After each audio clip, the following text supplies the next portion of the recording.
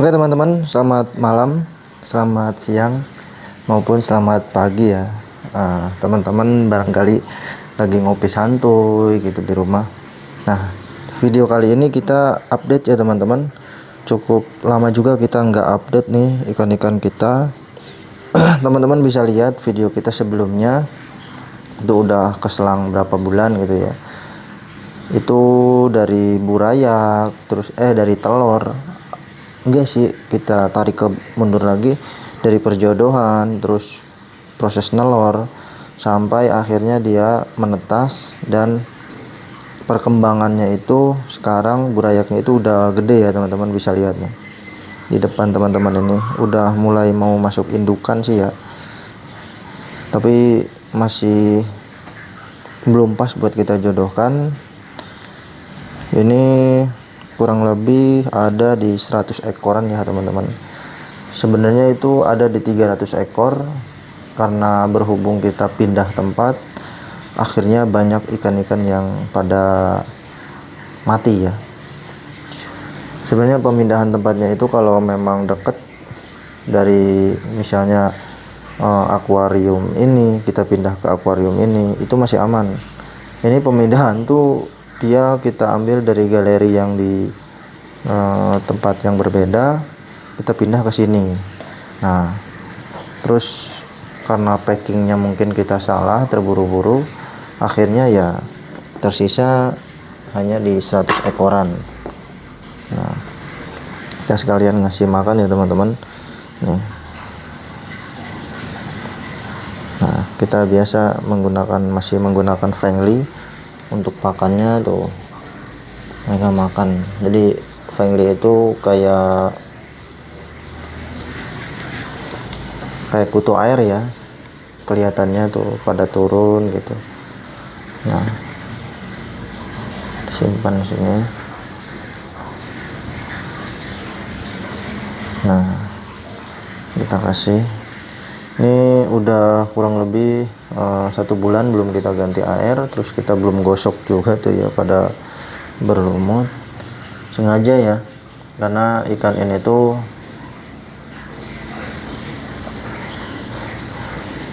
sensitif banget terhadap air ya.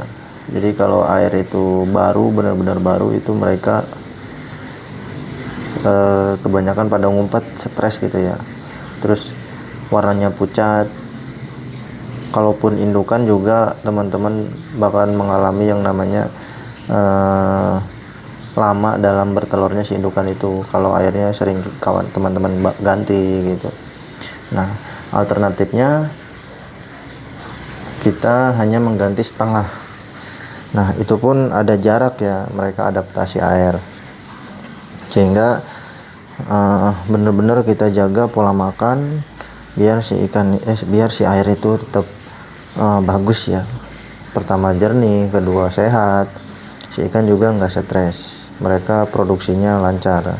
Nah, makanya kita selalu mempersiapkan tempat buat si ikan ini bertelur gitu ya. Nah, karena kita kan di sini memisahkan indukan terhadap anak.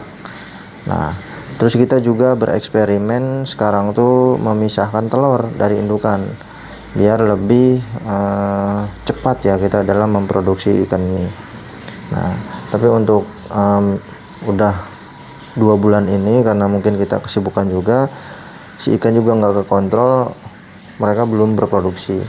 Tapi sekarang sudah mulai berproduksi ya. Nah, contohnya di sini nih. Ini sebenarnya kemarin tuh udah ada ya anakannya, makanya kita pisah, kita simpan indukan itu di sini. Kita cek lagi udah 3 hari itu anakan nggak ada gitu, hilang. Nggak tahu ya, kita belum fix, karena kita sudah mencoba kalau indukan itu melakukan pembuahan yang benar, si anakan itu kita biarkan, si telur itu kita biarkan tanpa indukan, itu netas ya teman-teman, netas sampai hidup lah gitu kan. Nah, ini kita nyoba eksperimen lagi, kita pisah anakannya nih di umur yang kurang lebih masih di 2 hari 3 harian itu kita pisah, malah nggak ada, hilang. Tapi kita belum fix ya, ini masih kayaknya pada ngumpet-ngumpet di dalam mungkin ya, kita nggak tahu. Makanya kita biarkan dulu buat memastikan saja, kita pastikan. Tapi kalaupun nggak ada, hilang atau pada mati, itu bakalan kita simpan buat indukan, tempat indukan. Makanya kita simpan lagi di sini, kita sterilisasi buat kita simpan. Nah, di sini di atas juga kita punya indukan ya teman-teman. Nah, indukan 1, 2 nih, ini juga sama. Ini indukan yang kita pisah di dalam. Itu eksperimen juga, kita memisahkan telur ya. Ini dari telur. Kalau ini dari anakan 2 sampai 3 hari kita pisah. Soalnya kita dapati ikan itu stres, entah kenapa dimakan ya anakannya gitu. Makanya kita coba pisah, malah nggak ada gitu ya. Nah, terus kita pisah lagi indukan, contoh yang stres juga, itu mah dari telur, biasanya suka dimakan. Nah, kita pisah ke sini, disimpan di sini. Nah, tapi nanti kita bakalan cek telurnya itu seperti apa ya teman-teman. Nah, untuk anakan ini umurnya itu di kisaran 3 bulanan ya teman-teman. Ini anakannya di kisaran 3 bulanan. Nah, mungkin kesulitan breeder itu produksi indukan nggak lancar ya. Nah, mungkin itu salah satu kendala juga bagi semua breeder. Makanya kita itu harus benar-benar mengenali karakter si ikan. Apakah mesti si indukan itu kita pisah di telur pas waktu nelor, atau kita pisah pas anakan itu di umur sekian. Soalnya kalaupun kita paksa si ikan mengasuh anakan nyampe umur 1 minggu 2 minggu, akhirnya ya kita nggak mendapatkan anakan yang banyak ya, karena keterbatasan durasi. Soalnya kan ikan ini tuh kurang lebih di 2 minggu kita pisah dari anakan itu sudah bisa bertelur ya teman-teman. Nah, makanya kita harapkan itu di 1 minggu itu udah mulai nelor lagi ya. Alhamdulillah kita dapatkan hasil yang seperti itu, tapi kondisinya nggak sesuai yang kita harapkan. Kenapa kita bilang seperti itu? Karena kita bakalan kasih lihat nih contohnya gitu ya, si indukan itu si telur, kualitas telurnya itu seperti apa ya. Nah, informasi juga bagi teman-teman yang mungkin lagi nyoba-nyoba yang ngebreed ikan blue polar, itu mudah ya teman-teman, karena cenderung ikan ini tuh yang sangat mudah kita breeding, karena emang mereka itu kan crossbreed ya, crossbreed emang hasil persilangan. Terus masa produksinya juga itu nggak mengenal musim ya teman-teman, tinggal cara kita dalam merawat indukan itu sendiri, terus merawat anakan. Nah, dan terbilangnya ini adalah salah satu ikan yang bandel ya, bandel, jarang mati lah. Paling-paling mati ya karena kita kesalahan sendiri, baik itu packing, terus cara kita merawat airnya gitu ya.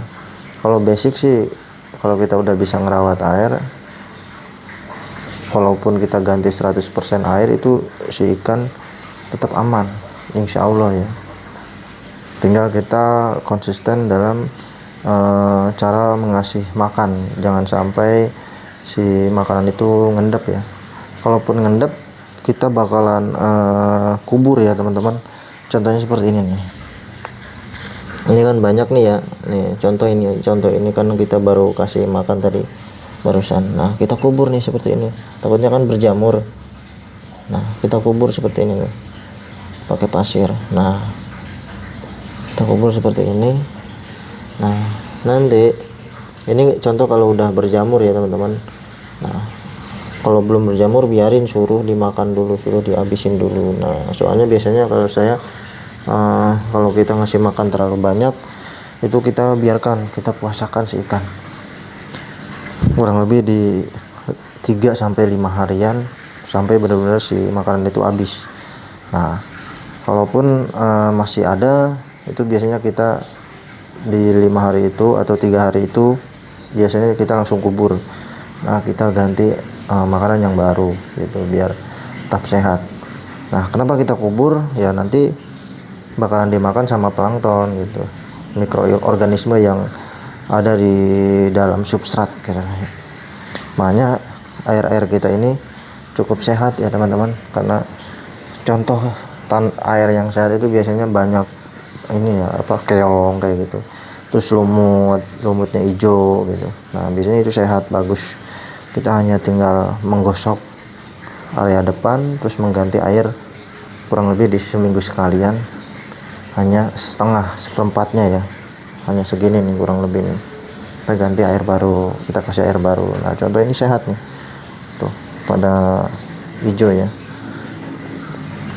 Oke, kita langsung melihat ikan yang ada di dalam ya teman-teman, contohnya. Nah, ini adalah salah satu contoh telur yang kita pisah ya teman-teman, dari indukan, hasilnya berjamur maksudnya ya. Mungkin ini adalah salah satu ada faktor juga ya, karena tidak berhasilnya pembuahan oleh indukan sehingga menyebabkan si telur itu berjamur teman-teman, tidak terjadinya pembuahan. Nah, terus di sebelahnya di sini kita juga punya indukan yang belum bertelur tapi sudah memiliki sarang. Mereka sudah membuat sarang ya teman-teman. Nah, sarangnya itu ada di dalam di sini. Dia melubang di dalam sini ya teman-teman. Nah, di dalam sana. Nah, itu indukannya tuh ada di dalam ya. Kita sebenarnya ngasih genteng ini tuh buat mereka nanti bertelur di genteng, malah mereka nelurnya di dalam gitu. Tapi ini belum nelur, kita sudah cek, hanya sedang melakukan persiapan saja. Nah, lalu di sebelahnya di sini kita punya lagi contoh indukan yang kita tidak pisah ya teman-teman. Tuh indukannya ada, sengaja karena kita eksperimen memisahkan. Nah, di sini ada contoh telur yang tidak terbuahi, itu biasanya putih nih teman-teman, bisa lihat ya tuh, ini putih nih. Nah, itu satu putih nih sendiri. Nah, ini artinya pembuahannya cukup sukses, berhasil. Yang putihnya sedikit. Nah, yang jelek tuh biasanya yang putihnya itu banyak, terus lama kelamaan bakalan berjamur seperti ini. Nah, kalau yang bagus itu coklat ya, semuanya itu coklat warnanya. Oke. Nah, oke, mungkin cukup sekian untuk video kali ini ya teman-teman. Saksikan channel Rumah Ikan selanjutnya, karena nanti bakal kita update nih. Soalnya kita sudah banyak persiapan buat kita ke atas ya. Tuh 2, 3, hampir 10 galon ya. Kita bakalan simpan. Rencana kita mau coba progres lohan ya. Progres lohan, karena di atas kan banyak ya tempat ikan. Karena kita bakalan progres banyak ikan nih yang tanpa tutup. Kalau cana kan harus ada tutup, kalau ini kan tanpa tutup.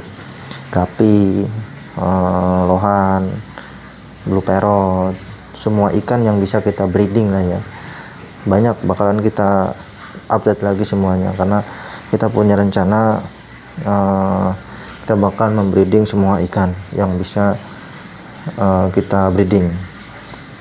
Mas Koki juga rencana pengen gitu ya, makanya tetap pantengin channel kita di Rumah Ikan, karena dalam setiap videonya bakalan teman-teman tahu informasi-informasi mengenai cara membreeding ikan, cara merawat ikan, sharing aja ya hobi kita, cara kita seperti apa, agar teman-teman juga mungkin kurang lebihnya bisa terinspirasi, kurang lebihnya ya, manfaatnya bisa didapatkan, terus juga kita hanya hiburan lah ya, ngisi waktu luang saja.